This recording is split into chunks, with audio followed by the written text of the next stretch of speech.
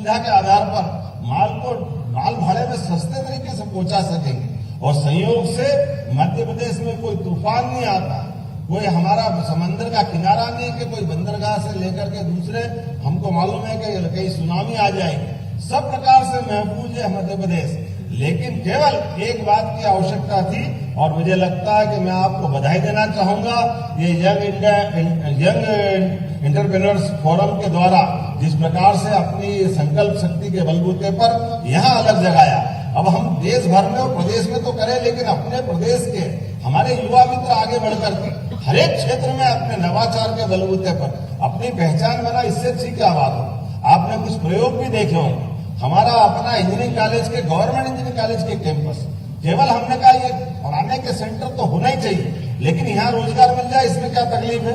इसलिए जगह जगह, चाहे उज्जैन हो, जबलपुर हो, ग्वालियर हो, हमने आईटी पार्क बनाने की दृष्टि से उसी लैंड का उपयोग करने का निर्णय किया।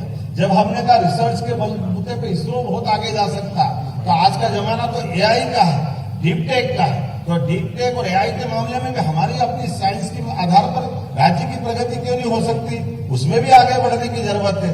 अभी ऐसे कई प्रकार के सेक्टर है जिसमें लगातार हम इसी दिशा में आगे बढ़ रहे हैं। लेकिन आज के इस अवसर पर तो सच में मैं अहिल्या महारानी की नगरी पर बैठ करके अपनी बात कर रहा हूँ, तो उसमें उनका विचार ध्यान में आता है। अहिल्या महारानी भी अपने सुशासन के लिए भी जानी जाती है, लेकिन आर्थिक रूप से समृद्ध करे बिना राज्य की प्रगति नहीं हो सकती। इसलिए माहेश्वरी साड़ी घर घर बुनकरों को लूम देकर अपने क्षेत्र के कपास का सही से उपयोग होकर कपास से धागा बने, धागा से कपड़ा बने, साड़ी बनाए, वो बुनकरों को दक्षिण भारत से बुला करके महेश्वर की धरती पे लाई और यहाँ से उनने अपनी उद्यमशीलता चालू की। चंदेरी का उल्लेख महाराज ने किया ही था। चंदेरी की साड़ी आज भी अद्भुत है। हमारे यहाँ तो ये कई सालों से यही परंपरा थी। ऐसे हर क्षेत्र में बड़ी संभावना है। मुझे इस बात की प्रसन्नता है, हमारे इसी विचारों के बलबूते पर यशस्वी प्रधानमंत्री ने जीआईएस पहली बार भोपाल में आयोजित हुई और माननीय प्रधानमंत्री जी स्वयं, मैं केवल इतना ही बताना चाहूंगा कि जब भोपाल में जीआईएस का निर्णय लिया तो मेरे सारे अधिकारी दोनों हाथ खड़े करके मना कर रहे थे कि साहब भोपाल में आज तक कभी हुई नहीं, आप कहाँ यहाँ चक्कर में पड़ गए, कहाँ रुकवाएंगे, किसको ठहराएंगे, कैसे होगी। हमने कहा सब अच्छा हो जाएगा। जब हमको बड़ा काम करना तो थोड़े कष्ट भी उठाना पड़ेगा। मुझे इस बात की प्रसन्नता, न केवल उद्योगपति बल्कि सौभाग्य से प्रधानमंत्री जी भी एक दिन पहले आ गए और एक दिन पहले आकर के न केवल जीआईएस के उद्घाटन में वो शामिल हुए, बल्कि उनके और माननीय गृह मंत्री जी के मौजूदगी में लगभग 32 लाख करोड़ के एमओयू हमारे मध्य प्रदेश में हुए। हमें इस बात की प्रसन्नता है, लगातार बीते समय से हमने छोटे छोटे संभाग केंद्र पर जब इन्वेस्टर समिट के जो अभियान चलाए और उसी का परिणाम निकला। आमतौर पे जीआईएस का 10% जमीन पे उतर जाए तो बहुत बड़ी बात होता है, लेकिन मुझे इस बात की प्रसन्नता है कि फरवरी में जीआईएस हुई है और आज तक लगभग 6 लाख करोड़ के हमारे अलग अलग एमएसएमई, हेवी इंडस्ट्री, सभी प्रकार के हमारे उद्यमशीलता के प्रकल्पों के भूमि पूजन हो गए।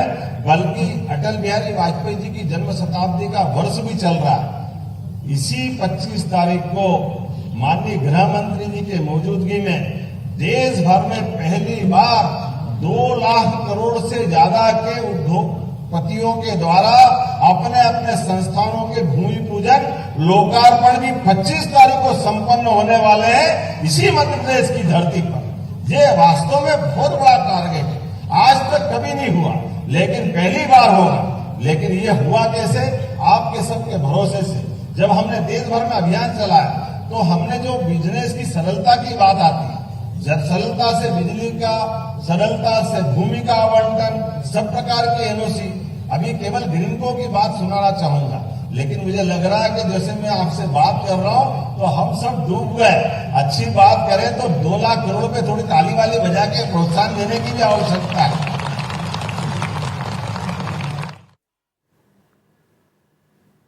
तो इंदौर के ब्रिलियंट कन्वेंशन सेंटर की तस्वीरें आप देख रहे थे।